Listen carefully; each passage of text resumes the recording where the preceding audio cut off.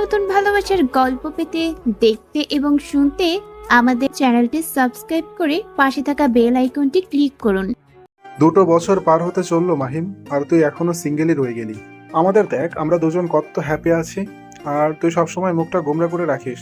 একা একা চুপচাপ ক্লাস করিস। কত সুন্দরী সুন্দরী মেয়ে আছে আমাদের ক্লাসে, একজনকেও কি তোর ভালো লাগে না? আসলেই ও এমন করছে কেন? নিজেকে সবার থেকে লুকিয়ে রাখে, কারোর সাথে তো এমনি মিশেও না। কথাগুলো বলছিল মাহিমের বেস্ট ফ্রেন্ড শুভ আর ওর গার্লফ্রেন্ড তাসনিয়া। ওরা দুজন মাহিমের সবচেয়ে কাছের বন্ধু। ওরা দুজন ওকে নিয়ে অনেক চিন্তিত।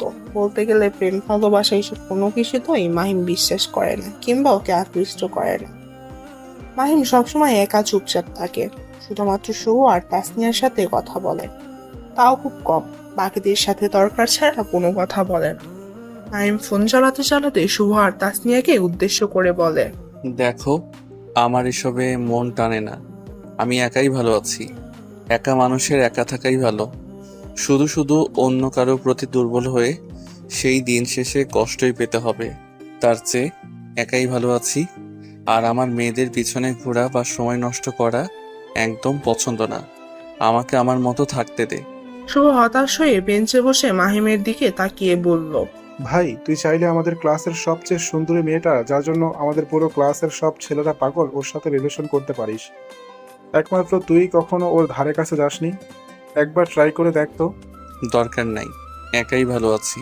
পাশে থেকে তাসনিয়া শুভর কান টেনে ধরে জিজ্ঞেস করে। কে? তার মানে তুই গিয়েছিলি?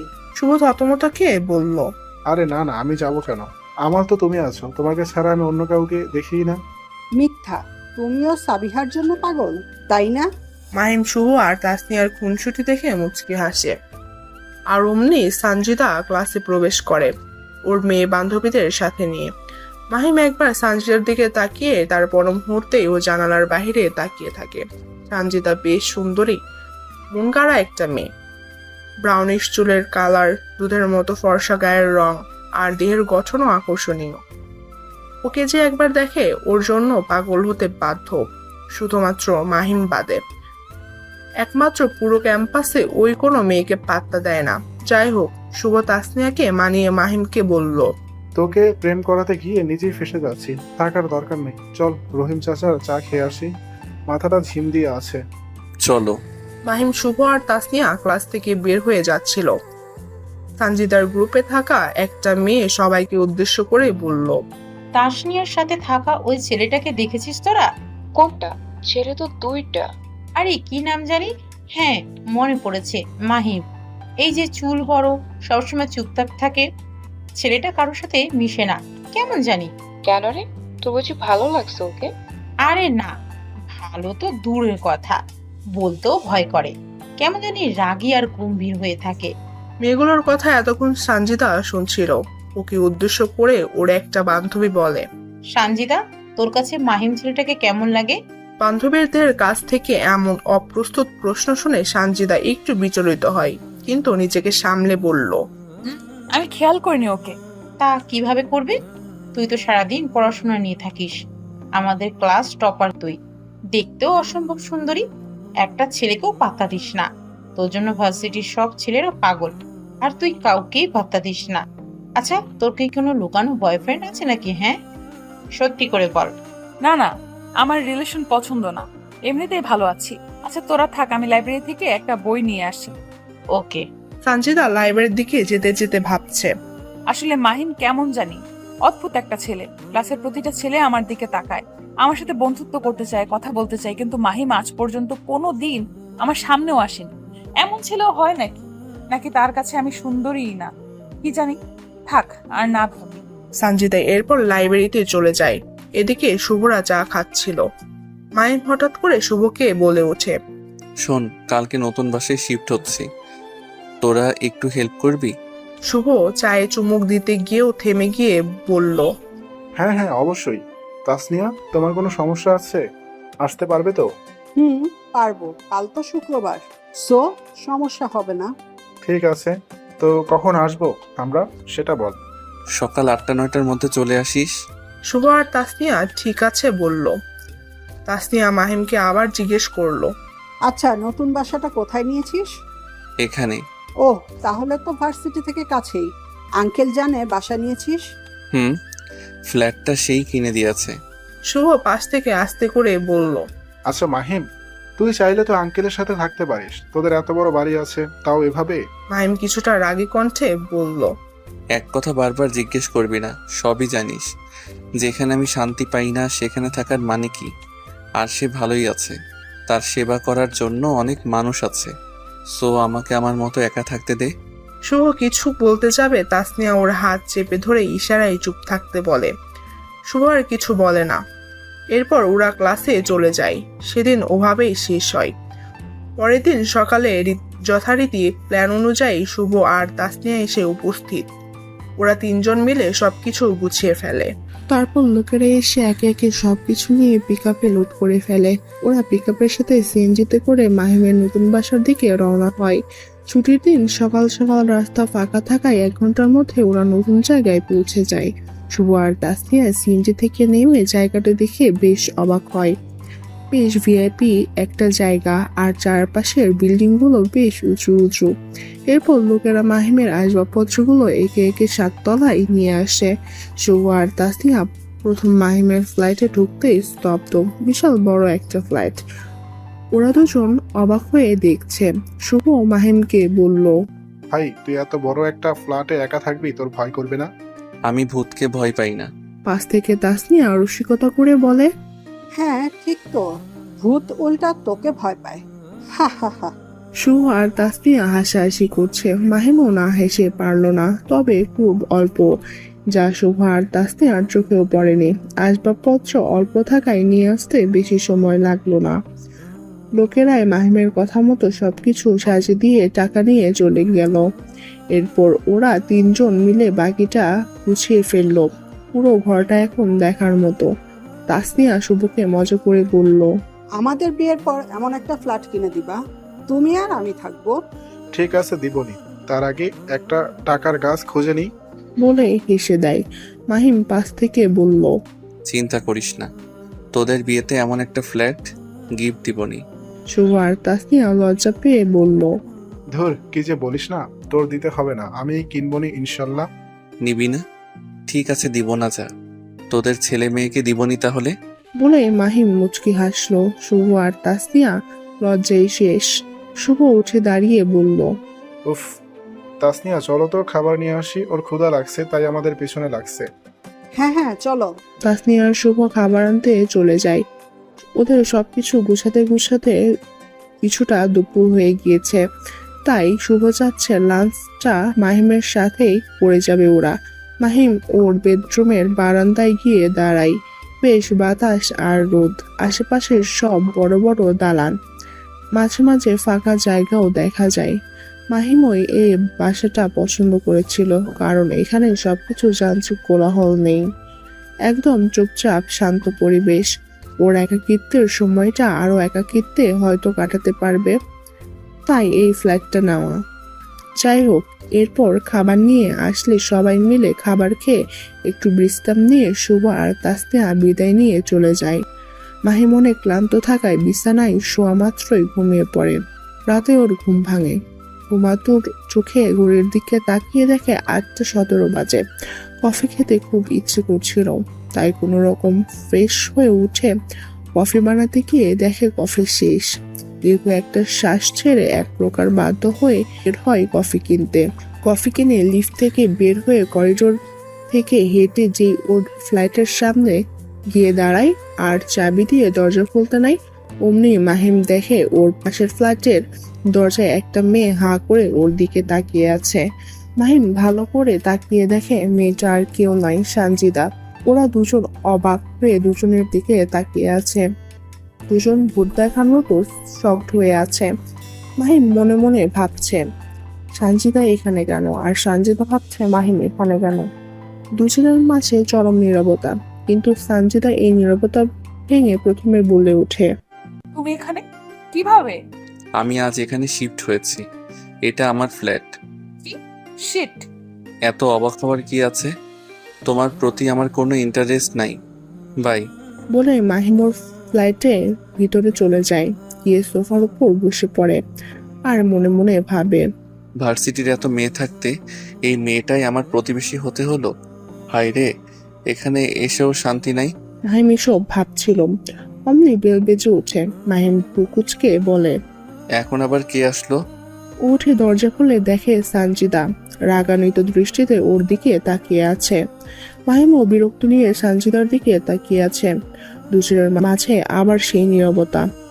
মাহিম কিছু বলতে যাবে, অমনি সানজিদা ওর বাসার ভিতর ঢুকে পড়ে।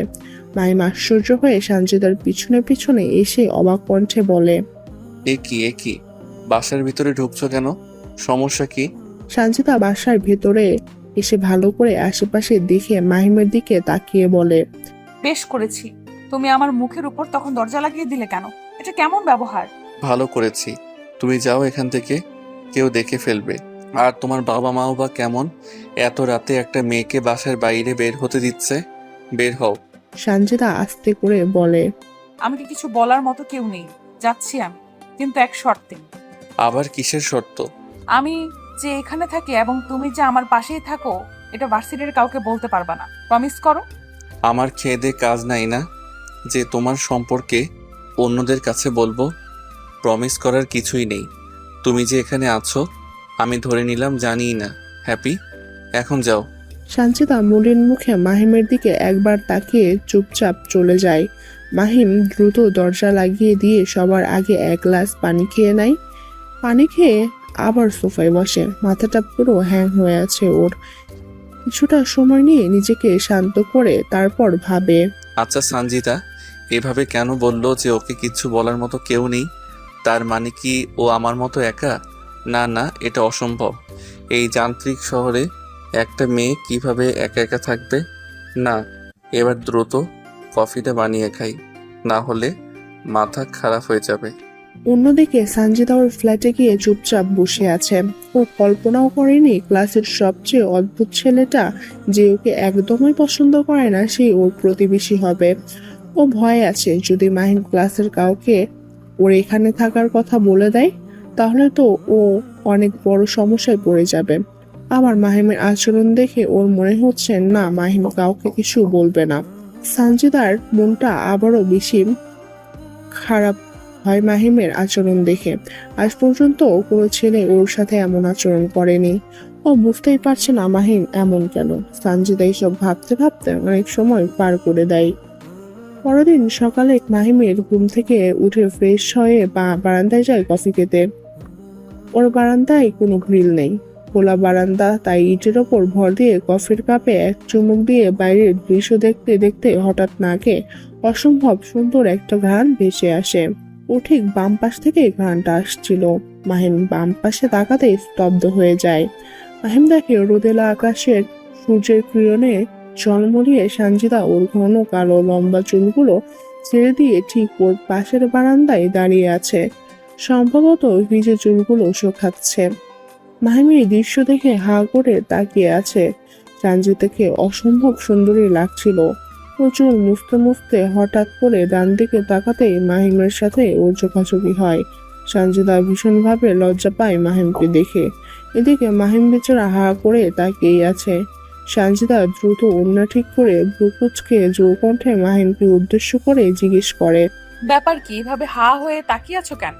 মেয়ে মানুষ কি আগে কখনো দেখোনি? সানজিদার লজ্জাজনক প্রশ্ন মাহিমের হুঁশ ফিরে। ও কোনোভাবে নিজেকে সামলে দ্রুত কফির মগে এক চুমুক দিয়ে সামনের দিকে চুপচাপ তাকিয়ে থাকে। সানজিদা মাহিমের এই কাণ্ড দেখে বলে, এখন ভদ্রসাজার ফন্দি চলছে তাই না? এই যে মিস্টার।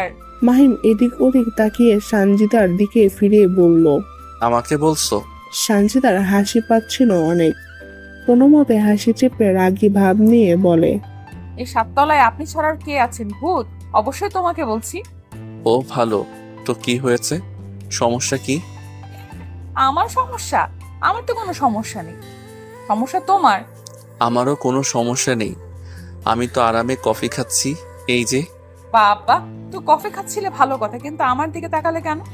আমি তোমাকে দেখিনি, আমি প্রাকৃতিক সৌন্দর্য দেখছিলাম। ওই যে দেখো কত সুন্দর একটা নদী। সানজিদা মাহিমের কথা মতো অন্যদিকে তাকিয়ে দেখে কিছুই নেই। ও রাগ করে যে আবার মাহিমের দিকে তাকায়, দেখে মাহিম নেই, মানে পালিয়েছে। সঞ্জিতা আবার হেসে দেয়। ও চুলগুলো মুছতে মুছতে মাহিমের কথা ভাবছে আর হাসছে। এমন অদ্ভুত ছেলে ও আগে কখনো দেখেনি। মাহিমুর রুমে এসে বুকে হাত দিয়ে দাঁড়িয়ে আছে। বেশ ভালোই হার্টবিট হচ্ছে।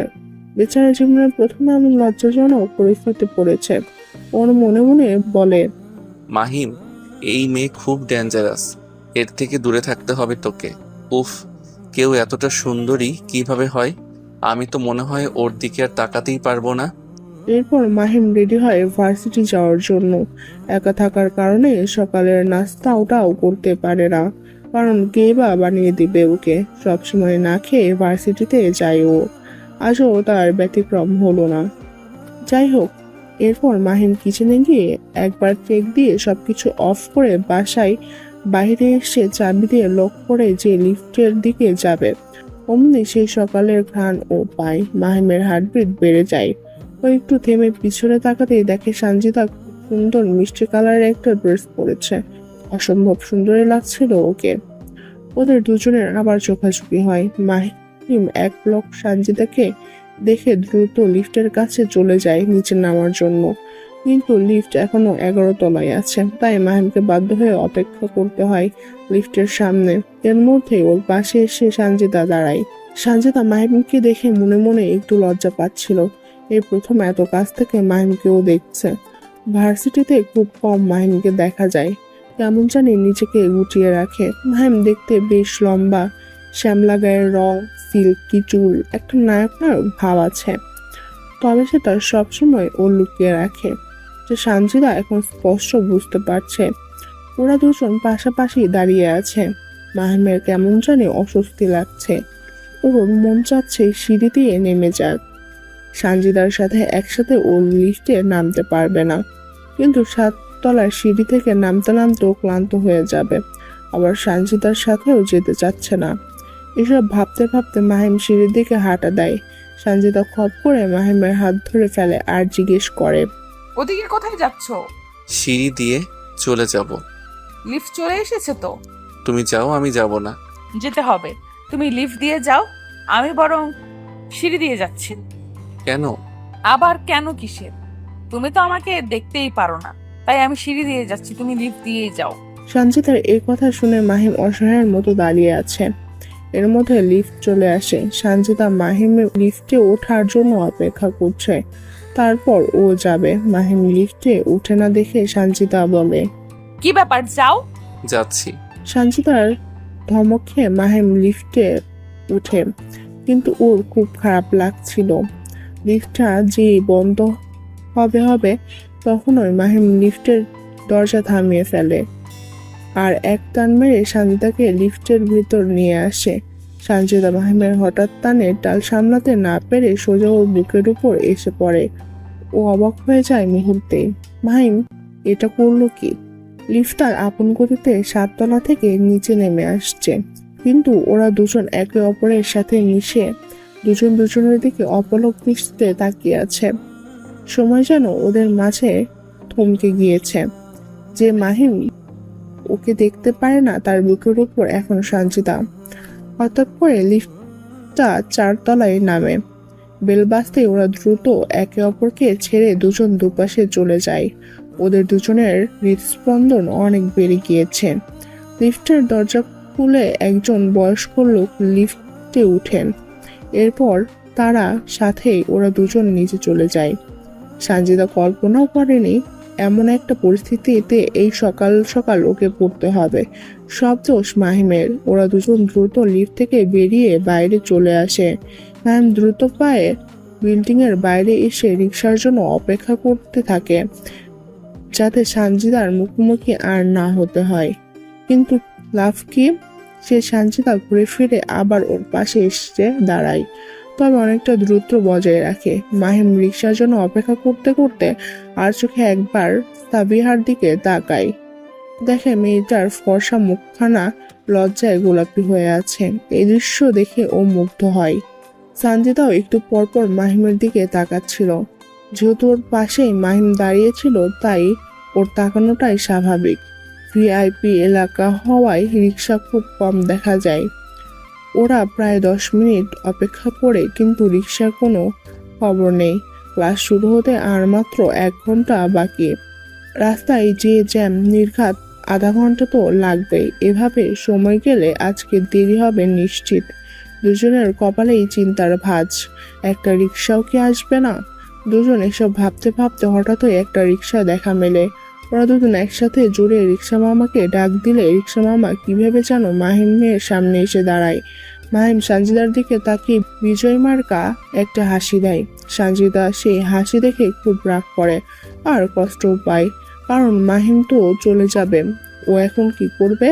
ওর মনে হচ্ছে আজ দিনটাই ওর খারাপ। বেচারি মুখ কালো করে একটু দূরে গিয়ে চুপচাপ অন্য রিক্সার জন্য অপেক্ষা করতে থাকে। এদিকে মাহিম রিক্সা মামাকে জিজ্ঞেস করে ভার্সিটিতে যাবে কিনা। সে উত্তরে বলে যাবে। মাহিম খুশি হয়ে যে রিক্সায় উঠবে, তখন কেন জানি ও একবার সানজিদার দিকে তাকায়। ও দেখে মেয়েটা মাথা নিচু করে, মুখটা মলিন করে চুপচাপ দাঁড়িয়ে আছে। এই করুণ দৃশ্য দেখে মাহিমের নিজেকে খুব খারাপ পাষাণ একটা মানুষ মনে হলো।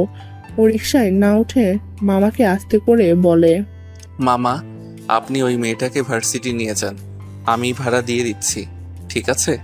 আচ্ছা মামা। মাহিম ভাড়া দিয়ে রিক্সা মামাকে সানজিদার কাছে পাঠিয়ে দেয়। রিক্সা মামা সানজিদার সামনে গিয়ে বলে, আপা আসেন। সানজিদা মাথা তুলে অবাক হয়ে রিক্সা মামার দিকে তাকায় আর মনে মনে বলে, আরে এটা তো মাহিমের রিক্সা, এখানে কি করে? এটা ভেবে ও সাথে সাথে মামাকে জিজ্ঞেস করে, আপনি না ওকে নিয়ে যাচ্ছিলেন, তাহলে আবার আমাকে কেন? মামা কইছে আপনারা নিয়ে যাইতে, উঠেন জলদি। সানজিদা আবার মাহিমের দিকে তাকায়। ওদের চোখাচোখি হয়। মাহিম দ্রুত অন্যদিকে তাকিয়ে রিক্সা খোঁজার ভান করে। সানজিদা অসম্ভব খুশি হয়। ও ভাবতেও পারেনি মাহিম ওর জন্য নিজের রিক্সা ছেড়ে দিবে। ও দ্রুত রিক্সায় উঠে বসলে রিক্সা মামা রিক্সা ঘুরিয়ে মাহিমের সামনে দিয়ে সানজিদাকে নিয়ে চলে আসে। ওদের আবারও একবার চোখাচোখি হয়। মাহিম ওর মনে আলাদা একটা শান্তি পায়। ও নিজেকে বলে, ভালো করেছি। একটা মেয়েকে এভাবে একা এখানে ফেলে আমার চলে যাওয়াটা ঠিক হতো না। যাই, এবার সামনের দিকে হাঁটা দেই, যদি একটা রিক্সা পাওয়া যায়, না হলে হেঁটেই যেতে হবে আজকে। সানজিদা আধা ঘন্টার মধ্যে ভার্সিটিতে পৌঁছে যায়। ভাড়া দিতে গেলে রিক্সাওয়ালা মামা বলে, আপা আপনার ভাড়া ওই মামা দিয়ে দিছে, আপনার আর দেওয়া লাগবে না। বলেই সে চলে যায়। সানজিদা অবাক হয়ে তাকিয়ে থাকে। মাহিমে তো অদ্ভুত কেন, ও ঠিক বুঝতে পারছে না। প্রথমে নিজের রিক্সা দিয়ে দিল, এখন শুনছে ভাড়াও নাকি দিয়ে দিয়েছে। এমন কেউ করে নাকি কখনো? সানজিদা সব ভাবতে ভাবতে ক্লাসে চলে আসে। ক্লাসে এসে ওর বান্ধবীদের সাথে আড্ডা দিতে দিতে স্যার চলে আসে। সানজিদা আশেপাশে তাকিয়ে মাহিম এখনো আসেনি, অথচ স্যার চলে এসেছে। সানজিদার দিকে অনেক চিন্তা শুরু হয়। এতক্ষণ তো লাগার কথা না আসতে, কিছু হলো না তো আবার? সানজিদার খুব চিন্তা হচ্ছিল এবং খারাপ লাগছিল। ওর বান্ধবীরা বেশ কয়েকবার জিজ্ঞেস করেছে কি হয়েছে ওর, কিন্তু ও শুধু ইশারা বলেছে যে কিছু হয়নি। সানজিদার মন চাচ্ছিল মাহিমকে একটা কল দিবে, কিন্তু মাহিমের নাম্বারটা ওর কাছে নেই। চিন্তায় অস্থির হয়ে যাচ্ছে মেয়েটা। ঠিক এমন সময় ক্লাসের মেন গেট থেকে আওয়াজ আসে। স্যার, আসতে পারি? সবাই মাহিমের দিকে তাকিয়ে আছে, আর সানজিদা ওকে দেখে যেন প্রাণ ফিরে পায়। তার একটু কথা শুনে ভিতরে আসার অনুমতি দেয়। মাহিম ক্লাসে ঢুকে পিছনে এসে বসতে যাবে, তখন সানজিদার সাথে ওর আবার চোখাচোখি হয়। সানজিদা চোখ দেখে মনে হলো সানজিদা ওর কাছে ক্ষমা চাচ্ছে। মাহিম চুপচাপ এসে শুভ আর তাসনিয়ার পাশে বসে। শুভ আস্তে করে জিজ্ঞেস করে, কিরে ভাই, আজ তোর এত দেরি হলো কেন? রাস্তায় অনেক জ্যাম ছিল আর রিক্সাও পাচ্ছিলাম না নতুন জায়গায়। কাল থেকে আরো আগে বের হতে হবে দেখছি। ও, বলে রাখা ভালো যে সানজিদাও প্রতিদিন আগে আগে বের হয়, কিন্তু গতকাল রাতে ঠিক মতো ঘুম হয়নি বলে আজকে সকালে একটু লেট হয়ে বের করে হয়েছিল। ওরও দেরি হতো যদি মাহিম তার নিজের রিক্সাটা ওকে দিয়ে দেওয়ার সানজিদা ঠিক সময় এসে পৌঁছতে পারে, কিন্তু মাহিম পারেনি। যাই হোক, এরপর একটা না দুটো ক্লাস হয়ে ব্রেক দেয়। তাসনিয়া বলে ওঠে, তুই তো নাস্তা করিস না তো সকালবেলা, তাই তোদের জন্য স্যান্ডউইচ বানিয়ে এনেছি, চল ক্যান্টিনে বসে খাবি। তোদের মাঝে আমাকে টানছিস কেন? যা, তোরা একসাথে বসে খা, আমার ক্ষুধা নেই। তাসনিয়া শুভকে ইশারা করে শুভ জোর দিয়ে বলে, দোস্ত আজেরা কথা বলিস না তো। দেখ ও কত কষ্ট করে আমাদের খাওয়াবে বলে বানিয়ে এনেছে। প্লিজ না করিস না, না হলে ও কষ্ট পাবে। চল প্লিজ। মাহিম শুভর দিকে তাকিয়ে আবার তাসনিয়ার দিকে তাকায়। তাসনিয়া অসহায় মুখ করে থাকে। রৌনক বড় একটা নিঃশ্বাস ছাড়ে। তোরা আর ভালো হবি না, ঠিক আছে চল। তাসনিয়া খুব খুশি হয়। এরপর ওরা তিনজন ক্যান্টিনে চলে যায়। সানজিদা ওদের দেখে দুইটা ব্রেঞ্চ সামনে বসায় ও কান পেতে এতক্ষণ সব শুনছিল। সানজিদার মনটা অজান্তেই খারাপ হয়ে যায়। ওর পেছনে একটা বড় কারণ আছে। সানজিদাও কিছুক্ষণ পর ওর বান্ধবীর বলে ক্লাসের বাইরে চলে আসে। এসে লুকিয়ে লুকিয়ে ক্যান্টিনের দিকে আসে। এসে দেখে মাহিম, শুভ আর তাসনিয়া হাসি মজা করে নাস্তা করছে। তাসনিয়া মাহিমকে নিজ হাতে একটু খাইয়ে দিল। মাহিম অনেকবার না করলেও শেষ পর্যন্ত তাসনিয়া ওকে খাইয়ে দেয়। সানজিদা এসব আড়ালে লুকিয়ে দেখছিল। কখন যেন অজান্তেই ওর চোখ দিয়ে দুফোঁটা অশ্রু গড়িয়ে পড়ে।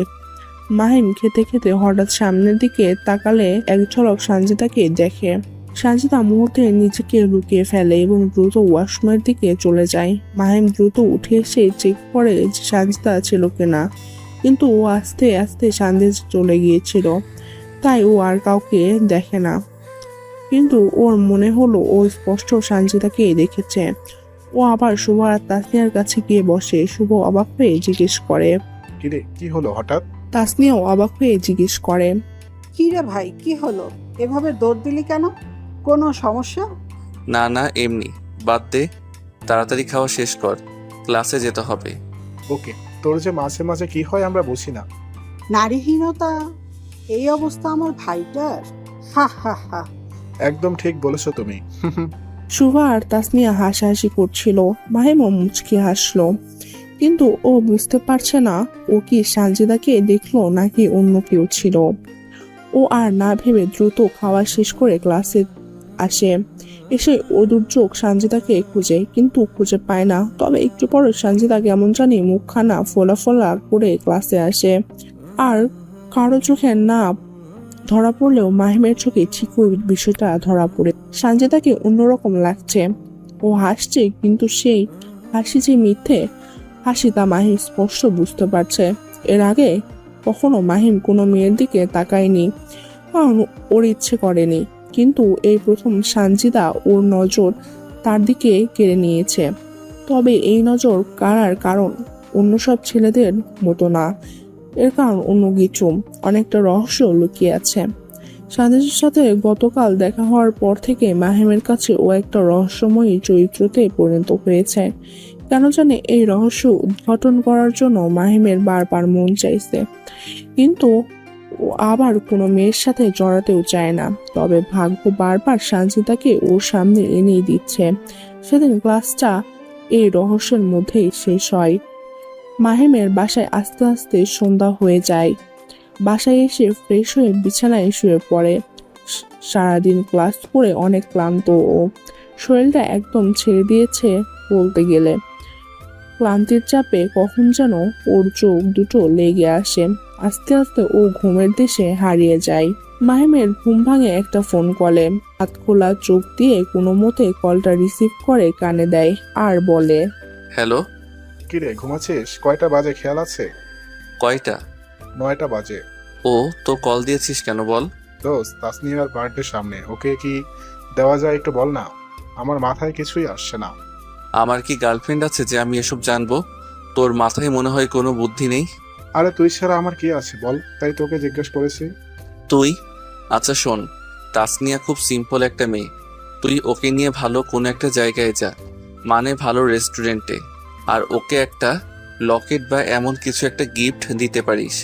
আশা করি তাতেই ও খুশি হবে। শুভ অসম্ভব খুশি হয়ে বলে, দোস্ত এর জন্যই তোকে আমার এত ভালো লাগে। তোর কাছে হেল্প চাইলে তুই কখনো না করিস না।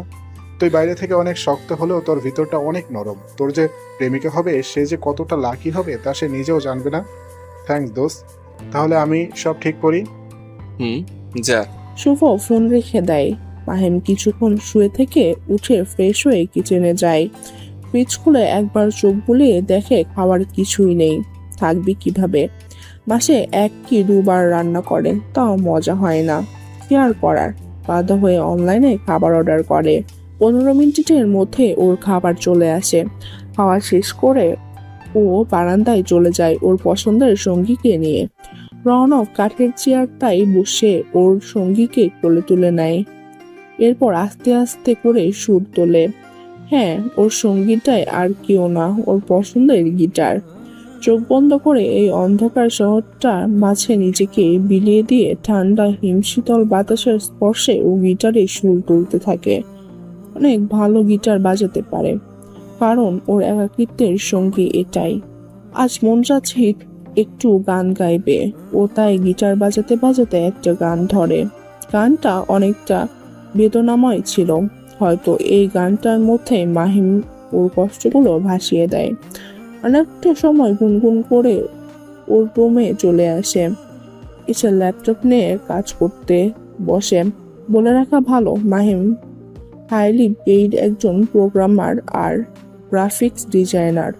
ও ফরেন মার্কেট অনলাইনে বেশি কাজ করে। মাসে কম হলেও 2-3 লাখ টাকা ইনকাম করে, যা ও কাউকে বলেনি। এসব টাকার অর্ধেক টাকাও প্রতি মাসে একটা মসজিদে দান করে। কেন করে না সামনে জানানো হবে। ওর পেন্টিং কাজগুলো শেষ করে ও ঘুমিয়ে পড়ে। সকালের অ্যালার্ম বাজলে অনেক কম কষ্টে ঘুম থেকে উঠে ফ্রেশ হয়ে রেডি হয় ভার্সিটির জন্য। মাহিম বাসায় বাইরে এসে দেখে আকাশটা কেমন জানি মেঘলা। কাল এত রোদ ছিল আর আজ মেঘলা। ওর কাছে হিসাবটা মিলে না। ও কি যেন ভেবে ওর ছাতাটা ব্যাগে ভরে নেয়, তারপর রিক্সা নিয়ে ভার্সিটিতে চলে আসে। কালকের রাত থেকে এখন পর্যন্ত একবারও মাহিমের সাথে সানজিদার দেখা হয়নি। শুধু তাই না, মাহিম সানজিদাকে নিয়ে ভাবেওনি, কারণ ও অনেক ভেবে দেখলো যে সানজিদার সাথে ওর যতবারই দেখা হয়েছে কিংবা যাই হয়েছে, ওদের মাঝে উল্টাপাল্টা কিছু না কিছু হয়েছেই, যা ও আর চায় না। তাই সানজিদার চ্যাপ্টার ক্লোজ। রহস্য উদ্ঘাটন করে কোনো লাভ হবে না। তাই সবকিছু মিলিয়ে অন্যদের মতো সানজিদাকেও বাদের খাতায় ফেলে দিয়েছে। ক্লাসে এসে সানজিদার দিকে একবারও না তাকিয়ে চুপচাপ ও শুভর কাছে চলে যায়। ওদের সাথে টুকটাক কথা বলে। এদিকে সানজিদা অনেকবার মাহিমের দিকে তাকালেও আজ একবারও ওদের চোখাচোখি হলো না। গত 2 বছর যেমন ছিল সবকিছু আবার তেমন হয়ে যায়। সেদিন ছুটির পর ঠিক অঝোর ধারায় বৃষ্টি নামে। যে যার মতো করে বাসায় চলে যায়। মাহিম খুশি হয়ে ওর ছাতাটা বের করে ক্যাম্পাসের বাইরে আসতেই দেখে সানজিদা এক কোনায় মন খারাপ করে দাঁড়িয়ে আছে। হয়তো এই অঝোর বৃষ্টিতে কিভাবে বাসায় যাবে তার জন্য চিন্তা, মন খারাপ করে দাঁড়িয়ে আছে। মাহিম এসব ভেবে ওকে ইগনোর করে চলে যাচ্ছিল, কিন্তু কেন জানি পারলো না। ও সানজিদার কাছে গিয়ে ওর হাতের ছাতাটা ওকে দিয়ে দিল। সানজিদা হঠাৎ করে মাহিমকে দেখে চমকিত হয়, তাও আবার এভাবে ছাতা হাতে দেখে। ও কিছুই বলার আগে মাহিম বলে, বৃষ্টির বেগ অনেক বেশি, কখন থামবে ঠিক নেই। তুমি এটা নিয়ে বাসায় চলে যাও, না হলে এখানে কতক্ষণ দাঁড়িয়ে থাকবে তার ঠিক নেই। ধরো। আমাকে ছাতা দিলে তুমি যাবে কিভাবে? আমি ছেলে মানুষ, চলে যেতে পারবো, সমস্যা হবে না। জলদি ধরো। সানজিদা অবাক হয়ে শুধু তাকিয়েছিল মাহিমের দিকে। একটা কথা বলে রাখা ভালো যে মাহিম কিন্তু সানজিদার চোখের দিকে তাকাচ্ছিল না, নিচের দিকে তাকিয়ে সব বলছিল। সানজিদা ছাতা ধরে না দেখে মাহিম জোর করে হাতে ছাতাটা চেপে দিয়ে চলে আসে। সানজিদাকে কিছু বলতেও দেয় না। সানজিদা অবাক হয়ে শুধু মাহিমের দিকে তাকিয়ে থাকে, কখন যেন ভিড়ের মাঝে হারিয়ে যায়। এরপর সানজিদা ছাতা নিয়ে বাসায় চলে আসে। এসে ছাতাটা মুছে সুন্দর করে রেখে দেয় পরের দিন ক্লাসে দিয়ে দিবে বলে। কিন্তু একটানা 2 দিন হলো মাহিম ভার্সিটিতেই আসে না। সানজিদার কেমন জানি অস্থির লাগছে। মাহিমের কি হলো, কেন ভার্সিটিতে আসছে না, কিছুই জানে না ও। কি করবে তাও বুঝতে পারছে না ও। ওর বাসায় যে নক করবে তার সাহস পায় না। সানজিদা বুদ্ধি করে শুভ আর তাসনিয়ার আশেপাশে ঘুরতে থাকে, কিন্তু ওদের বুঝতে দেয় না। ওরা মাহিম নিয়ে কিছু বলে কিনা তা শোনার জন্য এই বুদ্ধি। একদিন সানজিদা ওদের ঠিক সামনে বসলে তাসনিয়া শুভকে বলছে, আচ্ছা, ও কবে সুস্থ হবে? আজ 4 দিন হলো, এখনো বাসায় পড়ে আছে। তুমি কিছু জানো? গায়ে অনেক জ্বর, তার উপর একা থাকে। আমি 2বার দেখা করতে গিয়েছি, আমাকে আর যেতে না করেছে। ওর যে রাগ, আমি আর ভয়ে যেতে পারিনি। প্রতিদিন কল দিয়ে জিজ্ঞেস করি কেমন আছে, শুধু বলে আছি। কেমন লাগে বলো? ও যে কেন সেই দিন এইভাবে বৃষ্টিতে ভিজে বাসায় গেল আমি বুঝলাম না। এখন অসুস্থ হয়ে পড়েছে, আমাদেরও যেতে দেয় না। আমাকে তো যেতেই না করেছে, আমিও নাকি অসুস্থ হয়ে যাব। এটা কোনো কথা বলো? দোয়া করো, আর কি করব বলো। সঞ্জিতা বুঝে যায় ওর ধারণাই সঠিক। মাহিম খুব অসুস্থ, তাই এতদিন ধরে ভার্সিটি আসে না। সঞ্জিতা কোনো কিছু না ভেবে হঠাৎ করে কাউকে কিছু না বলে ক্লাস থেকে বেরিয়ে পড়ে। ক্লাসের স্যার সহ সবাই অবাক হয়ে তাকিয়ে থাকে। ও রিক্সা নিয়ে সোজা বাসায় চলে আসে। এসে মাহিমের বাসায় বেল দেয়।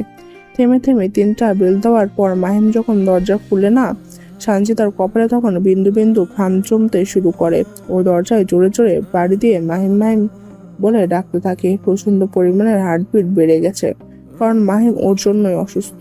ও বুঝতে পারেনি মাহিম বৃষ্টিতে ভিজে বাসে যাবে সেদিন, তাহলে কোনোদিন ছাতাটা নিত না। স্টেজ বাড়িটা দিয়ে যখন সঞ্জিতা কাউকে ডাকতে যাবে, ঠিক তখনই মাহিম দরজা খুলে।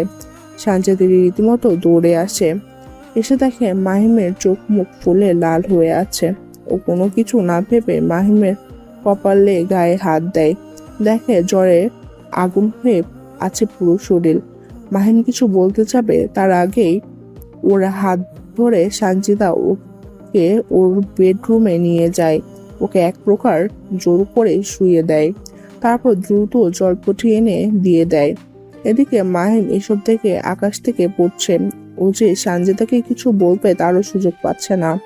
এদিকে সঞ্জিতা দ্রুত একটা ডাক্তারকে কল করে মাহিমের বাসায় নিয়ে আসে। মাহিম ডাক্তারকে দেখে আরো অবাক হয়, তবে সঞ্জিতার দিকে তাকিয়ে ও কিছু বলার সাহস পায় না। সঞ্জিতাকে কেমন অস্থির, চিন্তিত আর পাগল পাগল হয়ে আছে, যেন ওর অসুস্থতা সঞ্জিতার কোনোভাবেই মেনে নিতে পারছে না। ডাক্তার মাহিমকে দেখে একটা ইঞ্জেকশন দিয়ে দেয়। সঞ্জিতাকে বলে, ওকে, এই ইঞ্জেকশনটা না দিলে ওর অবস্থা আরো খারাপ হয়ে যেত। তুমি আমাকে ডেকে ভালো করেছো। কি হয় তোমার? সঞ্জিতা মাহিমের দিকে কিছুক্ষণ তাকিয়ে থেকে বলে, আমার আপন কেউ। ডাক্তারটা বয়স্ক থাকা উনি অল্পতেই অনেক কিছু বুঝে যান। তিনি হাসি দিয়ে সঞ্জিতার মাথায় হাত বুলিয়ে দিয়ে বলে, ওর খেয়াল রেখো, ঠিক মতো ঔষধগুলো খাইয়ে দাও। এতদিন মনে হয় কোনো ঔষধ খাইনি, তাই জ্বরটা বসে গিয়েছে। তোমার যত্নই ওকে সুস্থ করতে পারবে আল্লাহ চাইলে। ঠিক আছে আঙ্কেল। কোনো সমস্যা হলে আমাকে ডাক দিও মা। জি আঙ্কেল। টাকাটা পরে দিও, সমস্যা নেই। ডাক্তারটা সঞ্জিতার পূর্ব পরিচিত ছিল বিধায় টাকা মাত্র তিনি চলে আসেন, না হলে সাধারণত উনি ক্লিনিক ছেড়ে আসে না। ডাক্তার চলে গেলে সঞ্জিতা দরজা লাগিয়ে মাহিমের কাছে এসে ওর পাশে বসে জলপুজিটা চেঞ্জ করে দেয়। মাহিম এবার সঞ্জিতাকে কিছু বলার জন্য ওর দিকে তাকিয়ে দেখে সঞ্জিতা নিঃশব্দে কাঁদছে, গাল বয়ে চপচপ করে অশ্রু গড়িয়ে পড়ছে। মাহিম এই দৃশ্য দেখে স্তব্ধ হয়ে যায়। ও কাঁপা কণ্ঠে প্রশ্ন করে, এই মেয়ে, তুমি এভাবে কাঁদছো কেন? কি হয়েছে? সঞ্জিতা উত্তরে কিছুই বলে না, শুধু মাথা নিচু করে কেঁদে যাচ্ছে। মাহিম অবাক হয়ে তাকিয়ে আছে সঞ্জিতার দিকে। বেচারা এত অসুস্থ, কি যে করবে মাথায় আসছে না। তাও শরীরের সব শক্তি এক করে সঞ্জিতার হাতের উপর ওর হাতটা রাখে। আর অমনি সঞ্জিতা কিছুটা আওয়াজ করে কেঁদে উঠে। মাহিম সঞ্জিতার হাতটা শক্ত করে ধরে বলল, প্লিজ এভাবে না কেঁদে আমাকে বলো কি হয়েছে। সঞ্জিতা কাঁদতে কাঁদতে বলে, আমার জন্য তুমি এইভাবে অসুস্থ হলে? কে বলেছিল এতটা উদার হতে আমার জন্য? কেন সেদিন আমাকে ছাতা দিতে গেলে? আমি না হয় ভিজে আসতাম, আমি না হয় অসুস্থ হতাম, কিন্তু তুমি কেন এমন করলে? তুমি তো আমাকে পছন্দই করো না, আমাকে দেখতেই পারো না, তাহলে কেন এমন করলে? কেন? সঞ্জিতা অঝরে কাঁদছে। মাহিম কাঁপা কাঁপা কণ্ঠে বলে, দেখো, আমি আমার দায়িত্ব পালন করেছি, আর কিছু না। তুমি শান্ত হও প্লিজ। আর কে বলেছে আমি তোমাকে পছন্দ করি না? অবশ্য করি। শেষ কথাটা বলতে বলতে মাহিম চুপ হয়ে যায়। সঞ্জিতা কান্না থামিয়ে দেখে মাহিম চোখ বন্ধ করে আছে, মানে ইলেকশনের জন্য ও ঘুমিয়ে পড়েছে। সঞ্জিতা দ্রুত চোখ মুছে মাহিমের গায়ে কাঁথা দিয়ে ঢেকে দিয়ে ওর কপালে জলপট্টি দিতে থাকে। সঞ্জিতা এই প্রথম কোনো ছেলেকে এতটা কাছ থেকে দেখছে। ও আস্তে করে মাহিমের গালে হাত দিয়ে ছুঁয়ে দেখে। ওর ভেতরে অন্যরকম একটা অনুভূতি হয়। সঞ্জিদা মাহিমের মুখের কাছে এসে আস্তে আস্তে করে বলে, মাহিম, তুমি বড়ই অদ্ভুত একটা ছেলে। আমার জন্য কত ছেলে পাগল, কিন্তু তারা কোনোদিন তোমার মতো করে আমাকে স্পেশাল ফিল করায়নি। তুমি কোনোদিন আমার দিকে ঠিক মতো তাকাওনি, তারপরেও তুমি আমার জন্য এত কিছু করলে। আমি বুঝতে পেরেছি মাহিম, সত্যি বলতে তুমি বুঝিয়েছো আমাকে যে আমাকে যেসব ছেলেরা পছন্দ করে তারা শুধু আমার বাইরের রূপটাকেই পছন্দ করে। কেউ আমাকে আমার সত্যিকারের আমিটাকেই পছন্দ করে না কিংবা ভালোবাসে না। তুমি যে কত ভালো এবং বড় মনের মানুষ তার প্রমাণ আমি পেয়েছি। সত্যি তুমি আমার মনের মতো একজন মানুষ হয়ে গেলে। আই উইশ আমি কোনোদিন তোমাকে এগুলো বলতে পারতাম। I wish. সঞ্জিদা সারাদিন মাহিমের সেবা করে। রাত 1টার দিকে মাহিমের ঘুম ভাঙে। এখন অনেকটা জ্বর কমে গিয়েছে। ও আস্তে আস্তে চোখ মেলে তাকিয়ে দেখে সঞ্জিদা ওর হাতটা আঁকড়ে ধরে ঘুমিয়ে আছে মাটিতে বসেই। মাহিম এই দৃশ্য দেখে কষ্ট পায়। ও আস্তে করে সঞ্জিদা বলে ডাক দেয়। সাথে সাথে সঞ্জিদা তড়িঘড়ি করে উঠে কি কি বলে মাহিমের দিকে তাকায়। মাহিম ওকে থামিয়ে বলল, আহা, অস্থির হচ্ছ কেন? আমি ঠিক আছি। তুমি এভাবে মাটিতে শুয়ে থেকো না, ঠান্ডা লাগবে। তুমি চুপ করো, দেখি তোমার জ্বরটা আছে কিনা। সঞ্জিদা মাহিমের কপালে হাত দিয়ে দেখছে জ্বর আছে কিনা। দেখে জ্বর নেই। দেখে ও বলে, তুমি একটু বসো, আমি তোমার জন্য স্যুপ বানিয়ে আনি। তুমি না খেয়ে আছো, অনেকক্ষণ হবে। এসব লাগবে না, আমি কিছু খেয়ে নিবনি। তুমি তোমার বাসায় যাও, তোমার বাবা মা চিন্তা করবেন। সঞ্জিদা মাহিমের কাছে এসে বলে, আমার জন্য চিন্তা করার মতো কেউ নেই। আমি তোমার মতোই একা থাকি। আর ডাক্তার আঙ্কেল কি বলে গিয়েছে মনে নেই? আমি যেন তোমার পাশে থাকি। সো তুমি চুপচাপ শুয়ে থাকো। বলে সঞ্জিদা চলে আসে মাহিমের কিচেনে। এসে দেখে এখানে কিছুই নেই। দ্রুত ও বাসায় গিয়ে চিকেন স্যুপ বানাতে যা যা লাগে তা নিয়ে এসে বানাতে থাকে। এদিকে মাহিম শুয়ে আছে, ভাবছে। সানজিদা এই যান্ত্রিক শহরে একা থাকে, কিন্তু কেন? ওর বাবা মা কোথায়? এত সুন্দরী একটা মেয়ে এভাবে একা থাকাটা কেমন বেমানান লাগে। না, ওর কাছ থেকে সব জানতে হবে। না, এখন না। সারাটা দিন ও আমার সেবা করেছে, ওকে এখন কোনো প্রশ্ন করা ঠিক হবে না। মাহিম এসব ভেবে চোখ বন্ধ করে কিছুক্ষণ শুয়ে থাকে। ওর শরীরটা আসলেই অনেকটা দুর্বল, কোনো শক্তি পাচ্ছে না। একটু পরেই সঞ্জিদা স্যুপ নিয়ে চলে আসে। ও মাহিমকে ধরে উঠিয়ে বসে ওর হাতে স্যুপের বাটিটা দিতে গিয়েও আবার থেমে যায়।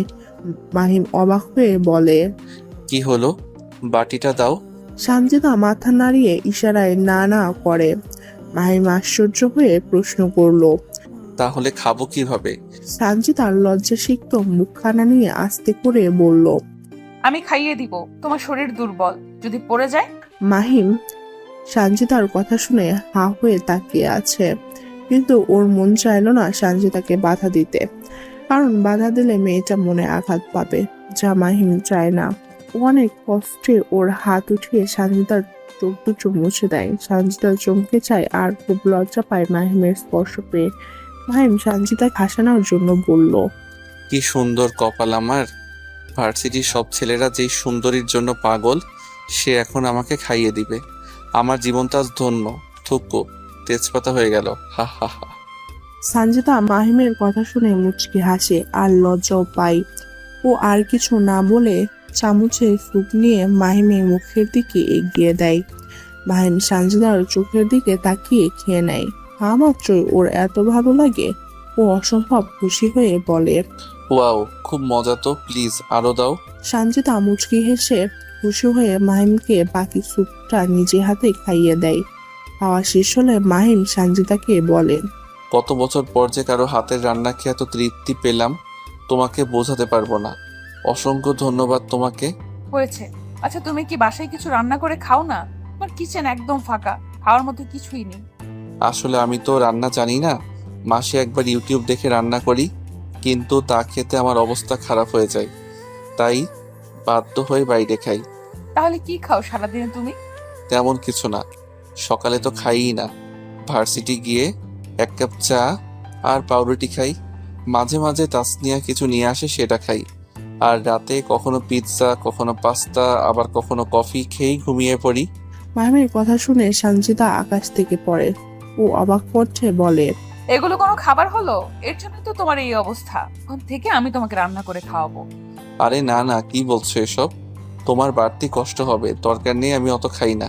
কোনো কষ্ট হবে না। আমি নিজের জন্য যা রান্না করি তার একটু বাড়িয়ে তোমার জন্যও করব। তাহলেই হবে। প্লিজ না করো না। আমার খুব ইচ্ছা হয় কারোর জন্য কিছু করতে। আমাকে একটু করতে দাও প্লিজ। আচ্ছা আচ্ছা ঠিক আছে, তবে এক শর্তে দিতে পারি। কি? খাবার যা যা লাগে আমি কিনে দিব, মানে টাকা আমি দিব। এটা কেমন কথা? না না, আমিও শেয়ার হব। তাহলে তোমার মতো তুমি খেও, আর আমার মতো আমি। ওকে ওকে, রাজি। এই মেয়ে, তুমি তো সারাদিন না খেয়ে আছো, যাও কিছু খেয়ে ঘুম দাও, অনেক রাত হয়েছে। আমার ক্ষুধা নেই। তোমার সাথে গল্প করতে খুব ভালো লাগছে। আমার না মন খুলে কথা বলার মতো কেউ নেই। তোমার সাথে কথা বললে অনেক ভালো লাগে। মাহিম অবাক হয়ে তাকিয়ে থাকে। সে মেয়ে এত বান্ধবী, তার মন খুলে কথা বলার কেউ নেই। মাহিম সঞ্চিতাকে বলল, তোমার তো কত বান্ধবী, কত ছেলেরা পাগল, তাও মনের কথা শোনানোর মতো কেউ নেই। অদ্ভুত ব্যাপার। সঞ্চিতা মাথা নিচু করে বলল, সবাই তোমার মতো না মাহিম। সবাই শুধু আমার বাইরের রূপটাকেই পছন্দ করে। আমি ভেতর থেকে কেমন, কি চাই আমি, কি আমার ইচ্ছা, তার কোনো দামই দেয় না। সবাই সবার স্বার্থে আমার সাথে মিশে। সত্যি বলতে তারা আমার কেউ না, তারা সবাই ফেক। আমি সেদিন বুঝতে পেরেছি, যেদিন তুমি আমাকে ছাতাটা দিলে। একমাত্র তুমিই সাহায্যের হাত বাড়িয়ে দিয়েছিলে। বাকিরা তো আমাকে দেখে চলে গিয়েছে মজা পেয়ে। তাহলে তুমিই বলো, তাদেরকে আমি কিভাবে আমার মনের কথাগুলো বলি বলো। মাহিম স্তব্ধ হয়ে বসে থাকে। ও কল্পনা করেনি সঞ্চিতার মতো মেয়ের জীবনে এমনও হতে পারে। ও সঞ্চিতার হাতটা ধরে বলল, তোমার আমাকে যা বলতে মন চাই বইল। আমারও কোনো মানুষ নেই যার সাথে মন খুলে কথা বলতে পারবো। শুভ আর তাসনিয়া হলো অন্যরকম। ওরা আমাকে নিয়ে অনেক চিন্তা করে, তাই ওদেরকে কিছু বলতেও পারি না। তুমি আমাকে সব বইলো, আমি তোমার সব কথা শুনবো। তাই তাহলে এখন তোমার বাসায় গিয়ে ঘুম দাও, না হলে তুমি আবার অসুস্থ হয়ে যাবে। সঞ্চিতা দুঃখী ভাব করে কিছুক্ষণ মাহিমের দিকে তাকিয়ে থেকে বলল, তুমি একা থাকতে পারবে? তোমার শরীর তো খারাপ। যদি আমাকে দরকার হয় আমি বরং তোমার পাশের গেস্ট রুমটাই ঘুমাই, যদি কিছু মনে না করো। মাহিম চিন্তায় পড়ে যায়, কিন্তু সঞ্চিতার মনের মুখখানা দেখে না করতে পারে না। তাই মাহিম বলল, ঠিক আছে, ঘুমাও। সঞ্চিতা অসম্ভব খুশি হয়। ও মাহিমকে শুইয়ে দিয়ে রুমের লাইট অফ করে পাশের রুমে গিয়ে শুয়ে পড়ে। মেয়েটা অনেক ক্লান্ত। এদিকে মাহিম মনে মনে ভাবে, সঞ্চিতা আজ অনেক কিছু ওকে বলল। এতদিন সঞ্চিতাকে নিয়ে ওর অনেক ভুল ধারণা ছিল। সঞ্চিতা যে ওর মতো একা তাও ও বোঝেনি। সত্যি বলতে গেলে ওদের মাঝে পরিস্থিতিটা এমন যে তাদের একে অপরকে প্রয়োজন। যাই হোক, কালকের সকালটা ওদের দুজনের জন্য নতুন এক সকাল হবে। তবে সঞ্চিতা আর ওর মাঝে কি সম্পর্কটার কোনো নতুন মন নিবে, নাকি এভাবে সবকিছু চলমান থাকবে, তা কেউ জানে না। আস্তে আস্তে জানা যাবে। সকাল 9টার দিকে মাহিমের ঘুম ভাঙে। ও আস্তে আস্তে চোখ মেলে এদিক ওদিক তাকায়। শরীরটা এখন ভালো লাগছে। অনেকদিন পর ও শান্তিতে ঘুমিয়েছে। বেশ হালকা লাগছিল শরীরটা। মাহিম উঠে ফ্রেশ হয়ে বাইরে আসতেই ওর মনে পড়ে যে সঞ্চিতা তো ওর বাসায়। তাই সঞ্চিতাকে ডাকার জন্য বাইরে আসতেই সবার আগে কিচেনের দিকে নজর যায় ওর। মাহিম অবাক হয়ে তাকিয়ে থাকে। অসম্ভব পরীর মতো সুন্দর একটা মেয়ে কোমর সমান চুলগুলো ছেড়ে দিয়ে আনমনে কাজ করছে। মাহিম এই অপরূপ দৃশ্য দেখে ঘুরে পড়ে। তার কাছে আগতেই ও আবিষ্কার করে মেয়েটার কেউ নয়, সে হলো সঞ্চিতা। সঞ্চিতা হঠাৎ করে মাহিমকে দেখে ওর কাছে এসে সামনে দাঁড়িয়ে পড়ে। উঠেছো? আমি একটু পরে তোমাকে ডাকতে যেতাম। জ্বর কমেছে তোমার?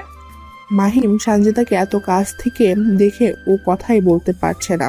তাই ইশারায় মাথা নাড়ায়, কিন্তু সঞ্চিতা শিওর হতে পারছে না।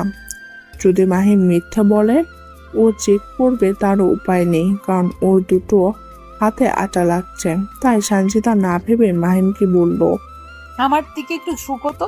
মাহিম আশ্চর্য হয়ে সঞ্চিতার কথাই সঞ্চিতা আবার জোর দিয়ে বলল, আরে মাথাটা একটু নিচে নামাও।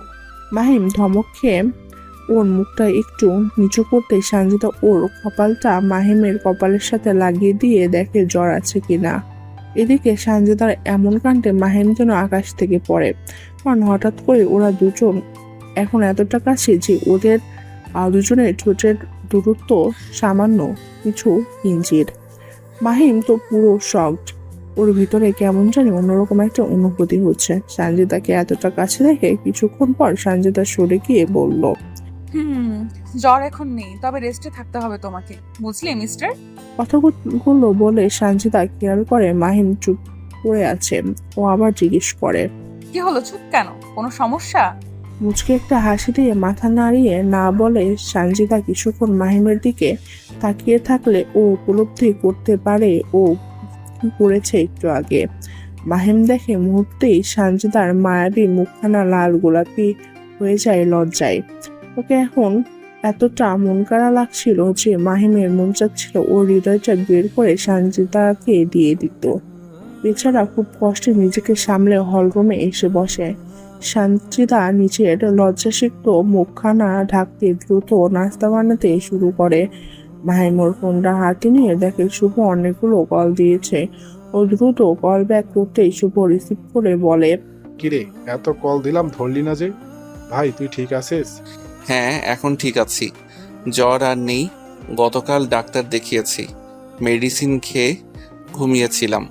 এখন শরীরটা একটু দুর্বল শুধু। যাক আলহামদুলিল্লাহ। চিন্তা করিস না, কালকে ভার্সিটি আসবো। ও তাহলে তো ভালোই। এদিকে জানিস কি হয়েছে? কি? তুই তো ক্লাসে আসিস না কতদিন হলো, তার উপর গতকাল ওই যে একটা মেয়ের কথা বলেছিলাম সঞ্জিদা আর কি, ও চলন্ত ক্লাসের মধ্যে থেকে চলে গেছে। আজকেও আসেনি। স্যার আমরা সবাই অবাক হয়ে গেছি, কি যে হলো ওর কিছুই বুঝলাম না। যাই হোক তুই ঠিক আছিস শুনে এখন অনেকটা চিন্তামুক্ত লাগছে। ও তুই চিন্তা করিস না, হয়তো কোনো জরুরি কাজে গিয়েছে মেয়েটা, চলে আসবে নে। আচ্ছা দোস্ত, আমরা আজকে আসি, একবার তোর সাথে দেখা করতে। তাসনিয়া মন খারাপ করে আছে, প্লিজ আসি, এখন তো তুই সুস্থ। মাহিম সঞ্জিতার দিকে একবার তাকিয়ে কিছুক্ষণ ভেবে বলল, আজকে এসে আর কি করবি? কাল তো ভার্সিটিতে দেখা হচ্ছেই সকালে, আর বাসার যা অবস্থা। আচ্ছা তাহলে কালকে দেখা হচ্ছে। এরপর শুভ কল কেটে দেয়। আসলে মাহিম চাচ্ছিল সঞ্জিতার সাথে সময় কাটাতে। শুভ তাসনিয়ার চলে আসলেই সঞ্জিতাকে যেতে হবে। কেন জানি ওর মন চায় না সঞ্জিতা ওর থেকে দূরে যাক। অথচ এই মাহিময় কোনো মেয়েকে দেখতে পারতো না এতদিন। সঞ্জিতা ওকে কি জাদু করলো যে ওর নয়নজোড়া শুধু সঞ্জিতাকে দেখতে চায়। মাহিম ফোন রেখে আস্তে আস্তে কিচেনের দিকে চলে যায়। সঞ্জিতা মুচকে একটা হাসি দিয়ে বলল, আর একটু ওয়েট করো, এই রুটি কয়টা বানানো হলেই নাস্তা দিচ্ছি। মাহিম অজান্তেই মুচকে একটা হাসি দিয়ে মনে মনে বলল, ওকে পুরো বাঙালি বউদের মতো লাগছে। ও কি তা জানে? আমি বলবো না, ও আবার লজ্জা পাবে। পাক না একটু লজ্জা। ও লজ্জা পেলে কেন জানি ওকে আরো বেশি মায়াবী লাগে। মন চাই ওর দিকে অসীম প্রহর তাকিয়ে থাকি। না থাক, মেয়েটাকে জ্বালিয়ে লাভ নেই। অনেক কষ্ট করছে আমার জন্য, তার চেয়ে বরং অন্য কিছু জিজ্ঞেস করি। মাহিম যখন মনে মনে এসব ভাবছে তখন সঞ্জিতা মনে মনে বলছে, ইয়েস মাহিম, এখানে দাঁড়িয়ে আছে কেন? আমার অসম্ভব নার্ভাস লাগছে। ওর চাহনিগুলো এত নেশাকাতর কেন? আমাকে অস্থির করে দেয়। ওকে আমাকে কিছু বলতে চায়, জিজ্ঞেস করব আমি কি বলতে চাই। করি, না হলে এইভাবে তাকিয়ে থাকলে আমি লজ্জায় পাগল হয়ে যাব। সঞ্জিতা মাহিমকে কিছু আর বলতে যাবে তার আগেই মাহিম জিজ্ঞেস করলো, আচ্ছা, আপনি নাকি চলন্ত ক্লাসে স্যারের সামনে হঠাৎ করে চলে এসেছেন, এটা কি সত্য? সঞ্জিতা জিহ্বায় কামড় দিয়ে মাথা নিচু করে মাথা নাড়িয়ে হ্যাঁ বলে। মাহিম মুচকি হেসে আবার বলল, তা এমন করার কারণ কি একটু বলবেন? সঞ্জিতা এবার মাথা তুলে জোর দিয়ে বলল, এমন করব না কেন বলো? শুভ আর তাসনিয়া বলেছিল তুমি নাকি অনেক অসুস্থ। সেদিন বৃষ্টিতে ভিজে বাসায় এসেছো। আমি এইসব শুনে নিজেকে আর ধরে রাখতে পারিনি, তোমার কাছে ছুটে এসেছি। একবার ভাবো, যদি না আসতাম তাহলে কি হতো? মাহিম এবার মাথা নিচু করে কিছুক্ষণ চুপ থেকে আস্তে করে বলল, কি আর হতো, হয়তো তোমাদের ছেড়ে অনেক দূরেই চলে যেতাম। এই একাকিত্ব জীবনের সমাপ্তি ঘটতো, ভালোই হতো তাই না?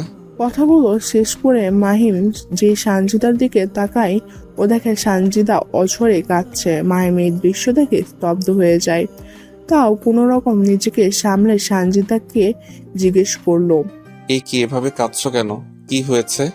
সানজিদা কাঁদতে কাঁদতে বলল, তুমি এসব কি বললে? কেন বললে? এগুলো কেমন কথা?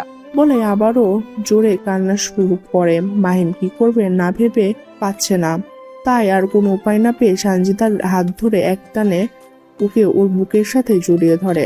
সানজিদা মাহিমের বুকে আসা মাত্রই ওর কান্না থেমে যায়। মাহিম ওকে বুকের সাথে শক্ত করে জড়িয়ে ধরে বলছে, বোকা মেয়ে, এভাবে কেউ কান্না করে? আচ্ছা সরি, আর কখন এসব বলবো না। তুমি প্লিজ কান্না করো না, তোমাকে কাঁদাতে চাই না আমি। তুমি হলে আমার জীবনে এমন একটা মানুষ যার চোখে অশ্রু আমি কখনো দেখতে চাই না। খুব কষ্ট হয় আমার। কোনোদিন ভাবিও নি আমি কোনো মেয়ের সংস্পর্শে আসব, কিন্তু দেখো ভাগ্য আমাদের আজ কোথায় নিয়ে এসেছে। আমি সরি।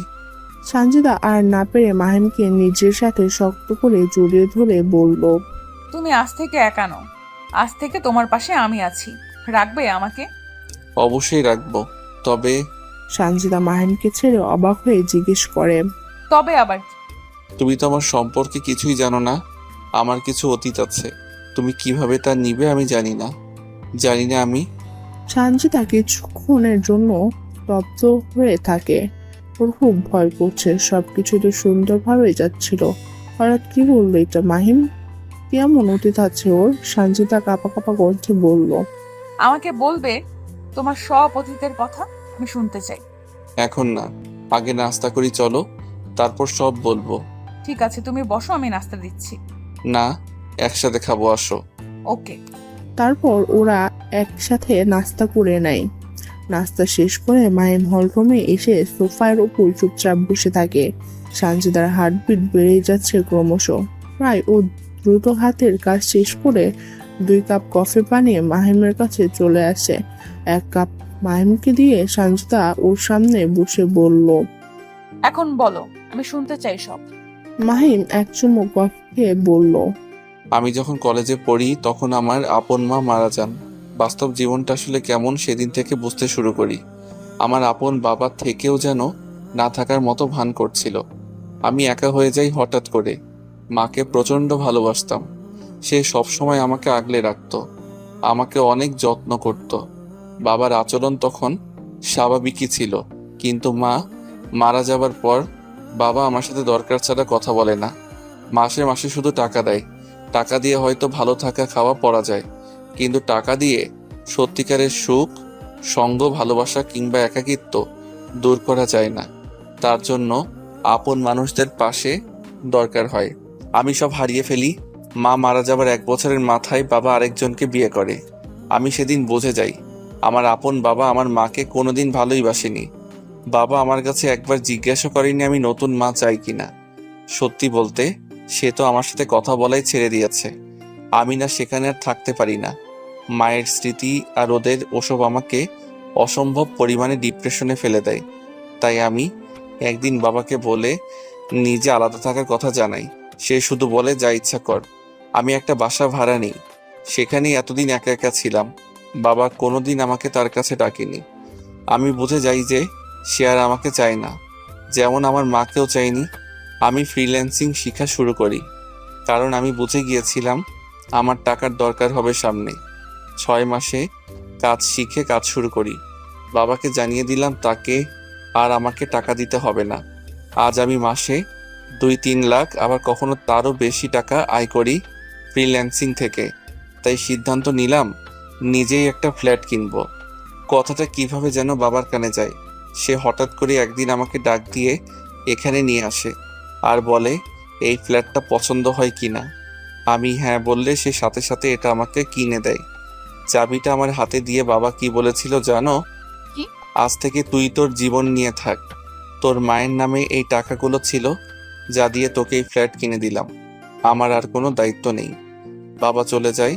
আমি বড় হয়েছি, তাই বুঝতে পারি যে তার নতুন স্ত্রী চাই না আমি তাদের মাঝে আর আসি। আমি তখন তবে বলেছি এই কারণে যে তুমি কি এমন একটা মানুষের সাথে থাকবে যার আশেপাশে কেউ নেই তার পরিবারের। আমি বলতে গেলে নিঃস্ব। তুমি, শুভ আর তাসনিয়া ছাড়া আমার এখন কেউ নেই এই দুনিয়াতে। এমন একটা মানুষের সাথে জীবন জড়িয়ে তোমারই হয়তো ক্ষতি হবে, তাই বলছি ভেবে দেখো। সানজিদার চোখ বেয়ে চপচপ করে অশ্রু গড়িয়ে পড়ছিল। ও মাহিমের হাতটা শক্ত করে ধরে বলল, দুটো মানুষের এক হওয়ার জন্য কি সত্যিই পরিবারের প্রয়োজন? আমি মনে করি না। পরিবার তো শুধু আমাদের ভালো মন্দ দেখে এক করে দেয়। তাদের দায়িত্ব এইটুকুই। তোমার পরিবার নেই তাতে কি? আমারও তো কেউ নেই। আমরা দুইজনই একা। আমি জানি একা থাকার কষ্টটা। তোমার সাথে থাকার জন্য আমাকে এক মুহূর্ত ভাবতে হবে না, কারণ তুমি হলে আমার মনের মতো একটা মানুষ। আমার যেমন কেউ নেই, তেমনি তোমারও তো কেউই নেই। এর চেয়ে ভালো আর কি হতে পারে বলো? আমাদের ভাগ্যটা হয়তো একসাথেই লেখা ছিল, তুমি হয়তো জানো না, কিন্তু আমি সেই প্রথম দিন থেকেই তোমাকে পছন্দ করি, কারণ তুমি একমাত্র ছেলে যে আমার রূপে অন্ধ হয়ে আমার পেছনে পেছনে ঘুরতে না। আর যেদিন প্রথম তোমার সাথে আমার দেখা হয়, সেদিনও আমি তোমার চোখে আমাকে একটা সাধারণ মেয়ের মতোই দেখেছি। আমি সব সময় মনে মনে এমন কাউকেই চাইতাম যে সে যেন আমাকে ভালোবাসে, আমার ভেতরটাকে ভালোবাসে, আমার আমিটাকে সে বোঝে। সে যেন আমার বাইরের রূপে বিভোর হয়ে আমাকে পছন্দ না করে, কারণ বাইরের এই রূপ 2 দিন। তুমি ঠিক তেমনই একটা ছেলে মাহিম। আমি তোমাকে চাই। আমি আর অপেক্ষা করতে পারবো না। আমার শুধু তোমাকেই চাই। আমাদের এক হওয়ার জন্য কোনো পরিবার লাগবে না। আমরা একাই একে অপরের জন্য যথেষ্ট। তোমার কেউ নেই মানে? বাবা মা কোথায় তা তো বললে না। আমার বাবা মা অ্যাক্সিডেন্টে মারা গিয়েছে। আমি যখন ক্লাস 9-এ পড়ি তখন আমার মামা খালারা আমাকে বড় করেছেন। আমার বাবা মার অনেক টাকা ছিল, সেই টাকা দিয়ে এত বড় হয়েছি। আর এই ফ্ল্যাটটা মামারা আমাকে কিনে দিয়েছেন থাকার জন্য।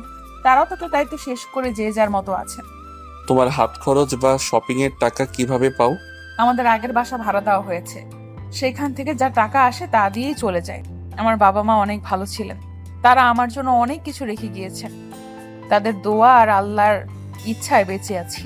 তাই আমি চাই তুমিও ভালো থাকো আমার সাথে। আমি হয়তো তোমাকে ছাড়া আর কাউকেই মেনে নিতে পারবো না। তোমার কাছে অন্যরকম একটা শান্তি পাই। এই শান্তি আমি বাবা মার পর শুধু তোমার কাছেই পেয়েছি। আমি বোধহয় তোমাকে ভালোবেসে ফেলেছি মাহিম, সত্যি ভালোবেসে ফেলেছি। কথাগুলো শেষ করে সানজিদা মাহিমকে শক্ত করে জড়িয়ে ধরে। মাহিমও ওকে জড়িয়ে ধরে বলল, সত্যি বলতে আমিও তোমাকে ভালোবেসে ফেলেছি। আমার চোখ জোড়া তোমার জন্য পাগল। তোমাকে না দেখলে আমার ভালো লাগে না। আমিও বোধহয় তোমাকে ভালোবেসে ফেলেছি। আমিও পারবো না তোমাকে ছাড়া থাকতে। আমিও না। আজ অনেকদিন পর মাহিন আপন কাউকে পেয়েছে। ওর শূন্য বুকটা ভরে গিয়েছে সানজিদার ভালোবাসায়। আজ ওদের খুশির দিন, অনেক বড় একটা খুশির দিন। আজ থেকে শুরু হবে। হঠাৎই হাততালির শব্দ আসে। মাহিম আর সানজিদা ভূত দেখার মতো ভয় পেয়ে তাকায়। ওরা দেখে শুভ আর তাসনিয়া দাঁড়িয়ে আছে। ওদের দুজনের চোখে অশ্রু এবং অনেক খুশি। শুভর কাছে মাহিমের বাসার এক্সট্রা একটা চাবি আছে, অনেক আগে থেকেই ছিল। মাহিম দিয়েছিল যদি কোনো দরকার পড়ে তাই। শুভ আর তাসনিয়া মাহিমকে নিয়ে অনেক চিন্তিত ছিল, তাই মাহিমের না করা সত্ত্বেও ওরা দুজন চলে আসে। ওরা ওকে দেখতে এসে ওদের এভাবে দেখে ফেলে। শুভ আর তাসনিয়া ওদের দুজনের পাশে বসে শুভ তাসনিয়াকে উদ্দেশ্য করে বলল, তাসনিয়া, আমি জানতাম ওরা এক না একদিন এক হবেই। দেখেছো, আমার কথাই সত্যি হলো। কংগ্রাচুলেশন তোদের, খুব খুশি লাগছে তোদের একসাথে দেখে। আসলেই কংগ্রাচুলেশন। আজকে তুমি আর আমি চিন্তামুক্ত। শয়তানটাকে আর এখন না খেয়ে থাকতে হবে না। হা হা হা। তাসনিয়া কথাগুলো শুনে সবাই হেসে দেয়। মাহিম আর সানজিদাও খুব খুশি হয়। সেই দিন শেষে ওরা একটা নতুন পরিবার পেল। ওরা 4 জন ঠিক করে শুভ আর মাহিম ভার্সিটি শেষ করা মাত্রই ওরা ওদের প্রিয় মানুষটাকে বিয়ে করবে। সানজিদা আর তাসনিয়া খুব খুশি। সানজিদার আগে আপন কেউ ছিল না, কিন্তু মাহিমের কাছে এসে ওর ভাইয়ের মতো শুভ আর বোনের মতো তাসনিয়াকে কাছে পেয়েছে। সানজিদার খুশিতে আত্মহারা। আজ দিন শেষে ভালোবাসার মানুষটাকে কাছে পাওয়ার আনন্দটাই অন্যরকম, যা সানজিদা আর মাহিম অনুভব করছে। আপনারা ভালো থাকবেন, সুস্থ থাকবেন। আজকের মতো বিদায় নিচ্ছি। ধন্যবাদ।